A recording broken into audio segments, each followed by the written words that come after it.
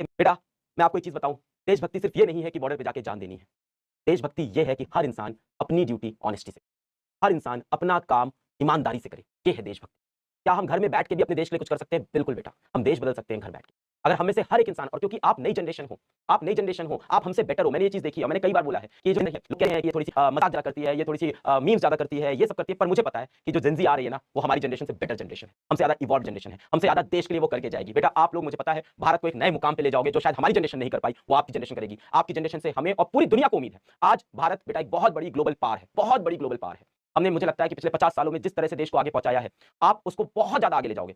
अब आप कहोगे नहीं सर, देश के बहुत बुरे हाल हो रखे हैं, देश में बहुत सारी प्रॉब्लम हो रखी है। मैं एग्री करता हूं बेटा, मैं एग्री करता हूं कि हमारे भारत देश में बहुत सी प्रॉब्लम है, पर मैं उम्मीद करता हूं कि आपकी ये जनरेशन इस झंडे को और ऊपर ले जाएगी, हमारे भारत देश को और ऊपर लेके जाएगी। और बेटा, आप ये कर सकते हो। You are the most talented generation Gen Z, जो ये चेंज ला सकता है। आप बाहर देखो, बाकी देशों के अंदर जेनजी ने पूरी कंट्री बदल दी है। भारत की जेनजी, भारत के बच्चे चाहें तो इस कंट्री को चेंज कर सकते हैं। हमारे पास विश्व का सबसे अच्छा टैलेंट है, हमारे पास विश्व का सबसे अच्छा आईक्यू है, हम पूरी दुनिया में सबसे मेहनती हैं। देश विदेश कहीं भी देख लो, भारतीय आज सबसे बड़ी टॉप पोजीशंस में है। जितनी बड़ी बड़ी आप कंपनीज देख लो, सबके सीईओ आज इंडियन बैठे हुए हैं। पर आज भारत में इतने बड़े टेक्निकल डेवलपमेंट क्यों नहीं हो रहे हैं?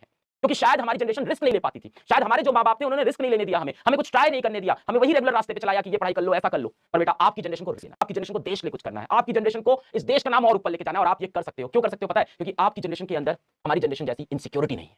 आपकी जनरेशन के अंदर हमारी जनरेशन की तरह पुरानी सोच नहीं है। आपकी जनरेशन में एक चीज बहुत अच्छी है, जो सही वो सही, जो गलत वो गलत। आप डरते नहीं हो किसी से। जेनजी साफ बोल देता है कि ये चीज सही, ये चीज गलत। मैं बहुत प्यार करता हूं इस जनरेशन से, और मैं एज अ टीचर पूरी दुनिया को बेटा, जेनजी से उम्मीद हो ना हो, अलग पांडे को इस जेनजी से बहुत उम्मीद है। मैं आज 34 ईयर्स का हो गया हूं, और हमारे सर्कल में जितने लोग हैं वो यही कहते हैं, अरे ये जेनजी जो आजकल आए हैं, ये क्या चलाएंगे देश, ये तो पागल है, ये तो बच्चे हैं, आजकल के बच्चे बर्बाद हो गए। नहीं, वो समझ नहीं पा रहे हैं कि यही वो बच्चे हैं जो देश बदल सकते हैं।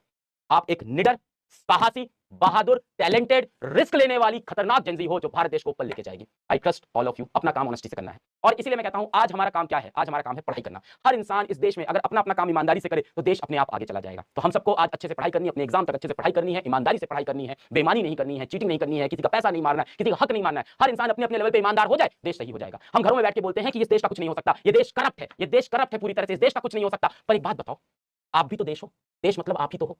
जब आप जाके कहीं पे घूस दे देते हो, तो आप भी तो वही काम कर रहे हो। तो जिस दिन आप करप्शन छोड़ोगे, उस दिन कंट्री से करप्शन जाएगा। I have lot and lot of expectations from this generation. शुरू करें आज का लेक्चर। आज हमारा day 6। I wish all of you a very very very